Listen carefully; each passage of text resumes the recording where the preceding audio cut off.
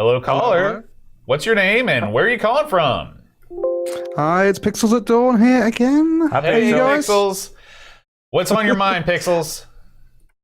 So, we look at games all the time, we look at the hardware, and we've even looked at the sort of box art in the past. But one of the other great things about games is in those big old boxes, you used to get some really cool sort of extra crap, extra collectibles you get. So, what's your favourite sort of extra bit of stuff you've got with a game in the past? Great question. Aaron, you want to take this one first? I was a dirty, rotten, stinking, filthy pirate for the majority of my career. And so one of the disadvantages of being a dirty, rotten, filthy, stinking pirate is you get no box and you get no goodies in the box. So I'm going to go back to, I can think of two things.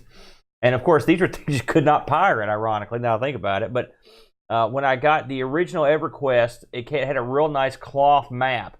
And the map was, and this was a tradition in these games. I mean, I believe Ultima would come with a map such as that back in the day.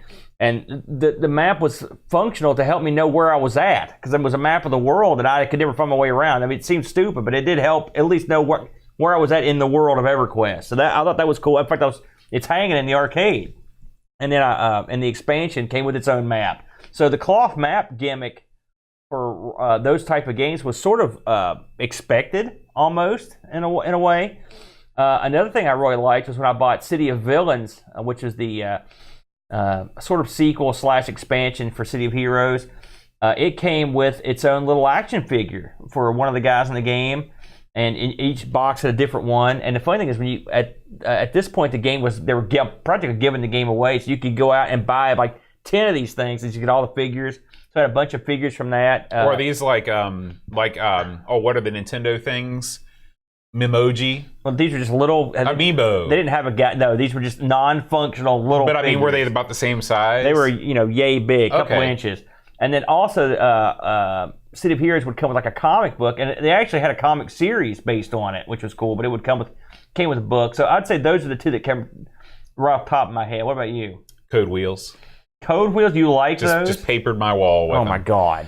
No, I really liked instruction manuals that really took the theme of the game to heart. I remember when I bought Leisure Suit Larry, which I think was Larry 4. There was the one with Passionate Patty. I can't imagine you playing Leisure Suit Larry games. Well, I can tell you're such you- a straight shooting nice boy. I can tell you Boy that Scout. in my younger years, I wanted to be a little bit edgy. And I'm not buying it. But the manual was cool because it was set up like a travel brochure. It looked like a brochure. It folded out and stuff. Cute. And it was cool. There's been other games like that. I had a game called The Scoop for MS-DOS. It was a graphic adventure game where you played an intrepid reporter. So you don't clean a cat box. No. Okay. No. But anyway, the instruction manual looked like a newspaper. Everything was set out. You don't get that anymore, mostly because you don't get manuals anymore. Yeah. Now all the time I see stuff that were cool stuff that were in boxes is like from watching videos of people like LGR or something where they'll open them up and they'll have. Well, I know that for Psygnosis games like Shadow of the Beach had a T-shirt in it, for example. That'd be cool to have. I think that these days games still that trade is still being plied, as it were, in the form of legendary editions and things like that. Who could forget the cat box or the cat helmet with Halo 2 or whatever? It's a scam. Yeah. So now you pay $100 and they give you $10 with a little crud that they have mass printed. Exactly. Not the same. How about you, Pixels? Do you have any special memories of any in-game items? Yeah, I mean, I've seen a lot of people in the chat talking about T-shirts, but I don't remember I ever got a T-shirt with a game, unfortunately. But a lot of Amiga games came with like paper maps, and you. I remember most of the Dizzy games on the Amiga would come with a nice big poster of the box art, which That's a nice touch. pinned up on the wall. So there were lots of that sort of thing. But yeah, it was always someone else got the cool extra stuff and it's like, I wish I'd bought that one sort of thing. But that's the way it goes. Yeah. It's funny. I think that how much do you think all that's, have you ever bought a legendary edition of anything? Oh, please. No. I will say, another company that was the masters of this and was Infocom. All the old text games came with a whole bunch of stuff, and I did see my buddy had a couple of these.